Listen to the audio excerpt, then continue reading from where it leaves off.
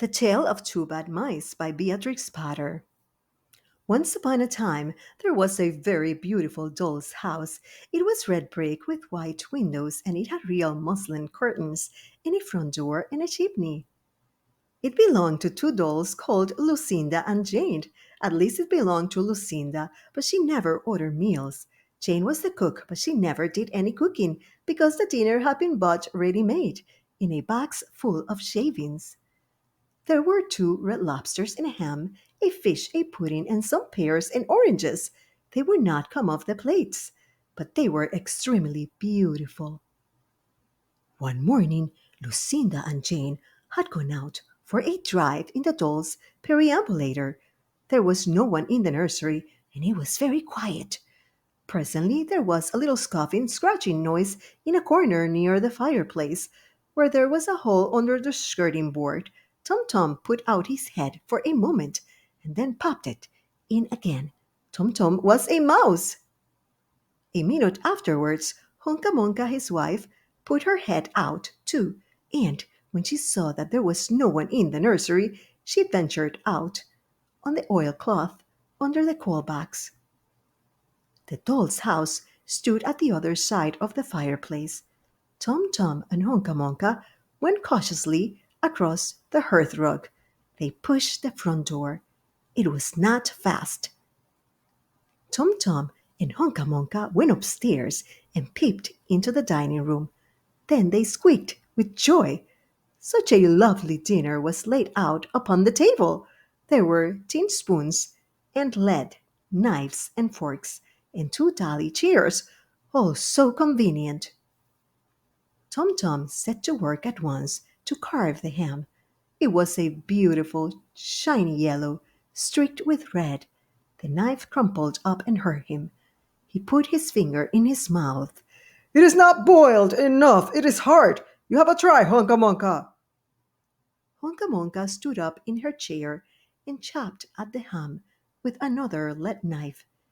"It's as hard as the hams at the cheesemonger's," said Honka Monka. The ham broke off the plate with a jerk and rolled under the table. "Let it alone," said Tom Tom. "Give me some fish, Honka Monka." Honka Monka tried every tin spoon in turn. The fish was glued to the dish. Then Tom Tom lost his temper. He put the ham in the middle of the floor and hit it with the tongs and with the shovel. Bang, bang, smash, smash! The ham flew all into pieces, for underneath the shiny paint it was made of nothing but plaster. Then there was no end to the rage and disappointment of Tom Thumb and Honka Monka. They broke up the pudding, the lobsters, the pears, and the oranges. As the fish would not come off the plate, they put it into the red hot crinkly paper fire in the kitchen, but it would not burn either. Tom Tom went up the kitchen chimney and looked out at the top. There was no soot. While Tom Tom was up the chimney, Honka Monka had another disappointment. She found some tiny canisters upon the dresser labeled rice, coffee, sago, but when she turned them upside down, there was nothing inside except red and blue beads. Then those mice set to work to do all the mischief they could, especially Tom Tom. He took Jane's clothes out of the chest of drawers in her bedroom and he threw them out of the top floor window. But Honka Monka had a frugal mind. After pulling half the feathers out of Lucinda's bolster, she remembered that she herself was in want of a feather bed. With Tom Tom's assistance, she carried the bolster downstairs and across the hearth rug. It was difficult to squeeze the bolster into the mouse hole, but they managed it somehow. Then Honka Monka went back and fetched a chair, a bookcase, a birdcage, and several small odds and ends. The bookcase and the birdcage refused to go into the mouse hole. Honka Monka left them behind the coal box and went to fetch a cradle. Honka Monka was just returning with another chair when suddenly there was a noise of talking outside. Upon the landing, the mice rushed back to their hole and the dolls came into the nursery. What a sight met the eyes of Jane and Lucinda! Lucinda sat upon the upset kitchen stove and stared, and Jane leant against the kitchen dresser and smiled, but neither of them made any remark.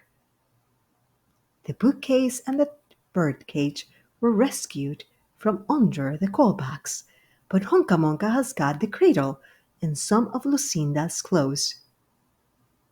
She also has some useful pots and pans and several other things. The little girl that the doll's house belonged to said, "I will get a doll dressed like a policeman." But the nurse said, "I will set a mouse trap." So that is the story of the two bad mice. But they were not so very, very naughty after all, because Tom Tom paid for everything he broke. He found a crook, sixpence, under the hearth rug, and upon Christmas Eve he and Hunca Munca stuffed it into one of the stockings of Lucinda and Jane. And very early every morning, before anybody is awake, Hunca Munca comes with her dustpan and her broom to sweep the Dolly's house. The end.